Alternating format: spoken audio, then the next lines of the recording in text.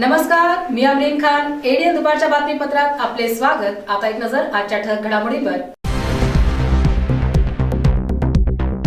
नवीन पाईपलाईनचे काम पूर्ण होण्यास 6 वर्ष लागणार. केंद्र सरकारच्या धोरणाच्या निषेधार्थ देशव्यापी संप. मेस्माला न घाबरता वीज अधिकारी कर्मचारी यांचा संप सुरूच. मराठवाडा लेबर युनियनचा जिल्हाधिकारी कार्यालयावर मोर्चा. आता सविस्तर बातम्या. शहराला पाणी पुरवठा करणाऱ्या नवीन पाईपलाईनचे काम कासा गतीने सुरू आहे. ठेकेदाराकडे यंत्रसामुग्री नाही, त्याचा फटका बसत असून पाईपलाईन पूर्ण होण्यास 6 ते 7 वर्ष लागतील अशी शक्यता व्यक्त करण्यात येत आहे. शहराला पाणी पुरवठा करणाऱ्या नवीन 1680 कोटींच्या योजनेचे काम कासागतीने सुरू असून अजून 6 ते 7 वर्ष औरंगाबादकरांना या योजनेतून पाणी मिळणार नाही असे दिसत आहे. पैठण ते फारोळा जलशुद्धीकरण केंद्रादरम्यान 40 किलोमीटरचे पाईप तयार होण्यास बराच अवधी लागणार असून या कामासंदर्भात जिल्ह्याचे पालकमंत्री सुभाष देसाई यांनी कंत्राटदार आणि संबंधित अधिकाऱ्यांची कानउघडणी करून पाणी योजनेला गती देण्याचे निर्देश दिले. तथापि कंत्राटदारांची हीच स्थिती असल्यास पाणी पुरवठा योजना 2030 पर्यंत पूर्ण होईल अशी माहिती समोर आली आहे. हेच काम जर 2-3 कंत्राटदारांना दिले असते तर काम लवकर पूर्ण झाले असते. जुने पाईप 2000 मिलीमीटर व्यासाचे तर नवीन पाईप 2500 मिलीमीटर व्यासाचे आहेत. यावर प्रश्नचिन्ह निर्माण झाले असून गुंतागुंत वाढली आहे. उल्लेखनीय बाब म्हणजे 7 किलोमीटरची पाईपलाईन जीर्ण झाली आहे. सध्या स्थितीत कंत्राटदाराकडे आवश्यक ती यंत्रसामुग्री नाही, त्यामुळे काम रखडले आहे. खासगीकरण आणि कामगार विरोधी धोरणाच्या निषेधार्थ देशभरातील कामगार संघटनांनी आजपासून संप पुकारला.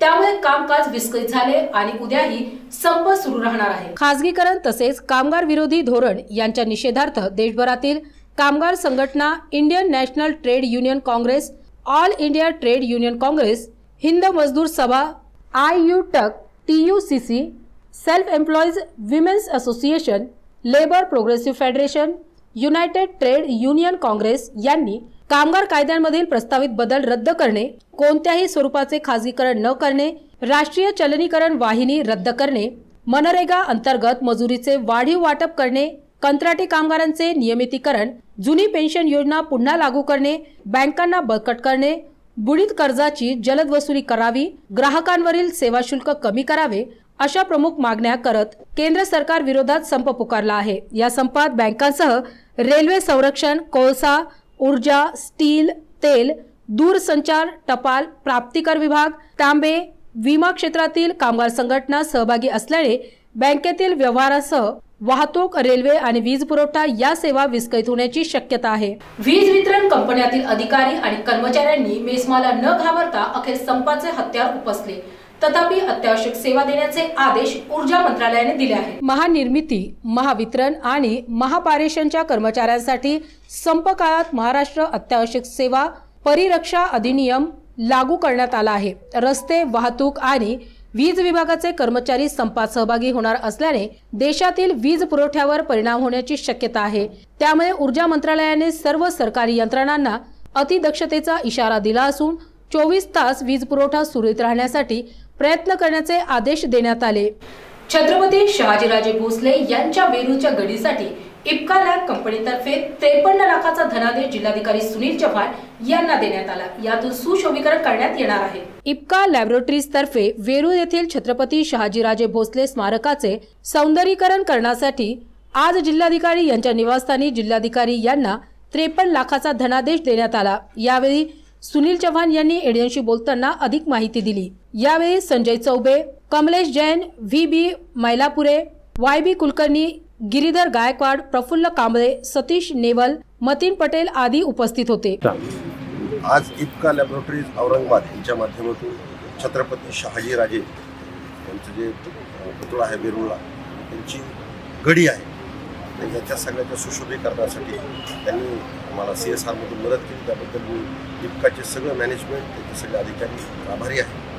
हा प्रोजेक्ट जवळजवळ 1.5 कोटीचा आहे. त्याच्यापैकी इप्काने मला 53 लाख रुपयाचा चेक आज दिलेला आहे. काही निधी आम्ही राज्य सरकारचा DPCच्या माध्यमातून, त्याबद्दल मी पालकमंत्री महोदयांचा आभारी, देसाई साहेबांचा आभारी.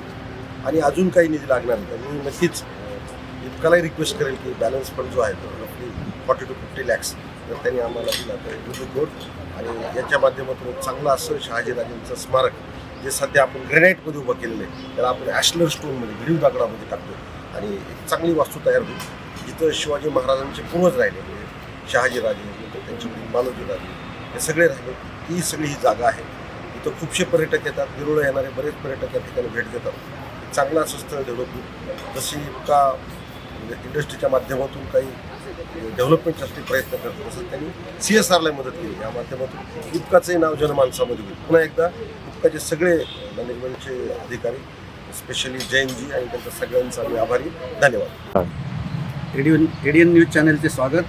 स्वराज्य रक्षक शहाजीराजे भोसले यांच्या स्मारकासाठी वेरूळ येथील स्मारकासाठी इफ्का लॅबोरेटरीज लिमिटेड वाळूज औरंगाबाद तर्फे 52.79 लाखाचा चेक आज माननीय श्री कलेक्टर साहेब सुनील चव्हाण साहेब यांच्याकडे सुपूर्द करण्यात आलेला आहे. या स्मारकाचं लवकरात लवकर जीर्णोद्धार करून आणि लोकार्पण सोहळा लवकरात लवकर करण्यात येईल. धन्यवाद. सुनील चौहान जी ने इफ्का लैबोरेटरीज लिमिटेड से रिक्वेस्ट किया था कि एक शहाजी राजे स्मारक के लिए हमको कुछ रिनोवेशन करना और उसके लिए कंपनी से कुछ फंड का रिक्वायरमेंट था. हमने कॉरपोरेट इन्वायरमेंट रेस्पॉन्सिबिलिटी के तहत 52.79 लाख का चेक आज कलेक्टर साहब को दिया है ताकि उस स्मारक का जल्दी से जल्दी रिनोवेशन हो और वो एक यहाँ के लोकल लोगों की जो आस्था है वो उसमें हमारा पूरा सहयोग है और आगे भी हम करते रहें. पितळखोरा लेणी संशोधन करणाऱ्या 40 संशोधक आणि गावकऱ्यांवर आग्या मोहने हल्ला केला. यात अनेक जण जखमी झाले. त्यांना उपचारार्थ ग्रामीण रुग्णालयात दाखल करण्यात आले. पितळखोरा लेणीत संशोधन करणाऱ्या 40 संशोधक आणि गावकऱ्यांवर आग्या मोहने हल्ला केला. जखमी झालेल्या व्यक्तींनी आम्हाला वाचवा असा आक्रोश सुरू केला. हा आक्रोश ऐकून परिसरातील लोकांमध्ये एकच खळबळ उडाली. गावातील काही प्रौढ लोकांनी ॲम्ब्युलन्सला फोन लावून तात्काळ घटनास्थळी दाखल होण्याची विनंती केली. तोपर्यंत जखमीवरती गोणपाट टाकून त्यांच्या अंगाची आग विझवण्याचा प्रयत्न केला. जखमी लोकांचा आक्रोश काळीज पिटाळून टाकणारा होता. काही लोकांनी जीव वाचवण्यासाठी दरीत उडी घेतली. दरीत उडी घेतलेल्यांना बाहेर काढण्याची कसरत गावकऱ्यांनी केली. गावकऱ्यांनी जखमींना पाणी पाजून त्यांना धीर दिला. शेकडो माशा त्यांना चावल्या होत्या. स्थानिक लोकांनी त्यांना ग्रामीण रुग्णालयात दाखल केले. त्यांच्यावरती पुढील उपचार ग्रामीण रुग्णालय करीत आहे. बातम्या अजूनही आहेत, मात्र वेळ होत आहे एका छोट्याशा ब्रेकची. कुठे जाऊ नका, पाहत रहा ADN.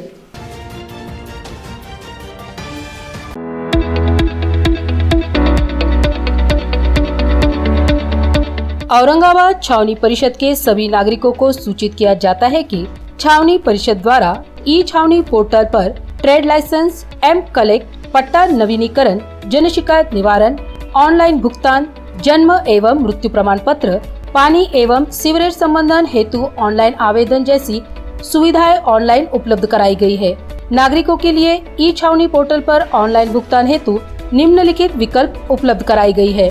Net banking, credit card, wallet, UPI QR code, debit card. अतः औरंगाबाद छावनी के सभी निवासियों के एहतियात द्वारा यह अनुरोध किया जाता है कि ऊपर दिए गए सभी सुविधाओं का लाभ उठाने हेतु उक्त पोर्टल में ऑनलाइन भुगतान हेतु का उपयुक्त विकल्पों का उपयोग करें. अधिक जानकारी के लिए छावनी परिषद कार्यालय में संपर्क करें. सभी छावनी वासियों से अपील की जाती है कि अपना घर टैक्स, पानी पट्टी टैक्स और कमर्शियल टैक्स छावनी परिषद में जल्द से जल्द अदा करें. ये अपील छावनी परिषद CEO विक्रांत मोरे इन्होंने की है.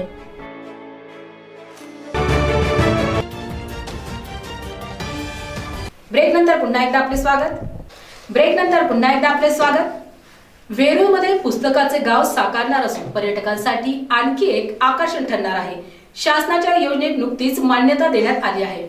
मराठी वाचा आणि वाचवा हे उद्दिष्ट पूर्ण करण्यासाठी राज्यात सुरू असलेल्या पुस्तकांचे गाव या योजनेचे एक केंद्र औरंगाबाद मधील वेरूळ येथे सुरू होणार आहे. वेरूळ ग्रामपंचायत अंतर्गत श्री छत्रपती शिवाजी शिक्षण प्रसारक मंडळाला पुस्तकांचे गाव करण्यास राज्य शासनाच्या वतीने मान्यता देण्यात आली आहे.